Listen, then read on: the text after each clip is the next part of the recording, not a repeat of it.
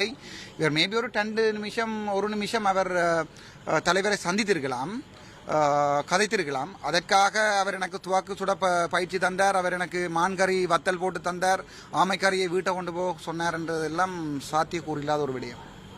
ஆமைக்கறி சம்பந்தமா சொன்னீங்க 300 கிலோ கொடுத்தாங்க அப்படின்னு. ஆமாம். ஒரு ஆமையோட வெயிட் எவ்வளவு? சாதாரணமாக ஒரு ஆமையை நாங்கள் எலும்பு எல்லாத்தையும் கலட்டி அதனுடைய ரச்சியை எடுத்தால் குறைஞ்சது ஒரு 300 கிராம் தான் வரும்.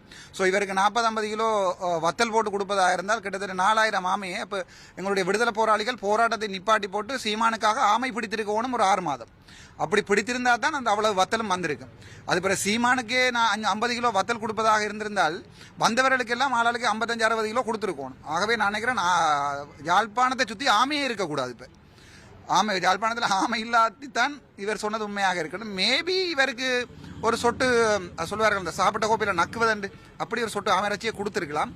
அதுக்காக 50 கிலோ வத்தல் தந்திருக்கிறெல்லாம் அது யாழ்ப்பாண மக்கள் சிரிக்கிறார்கள். அப்போ அவ்வளோ.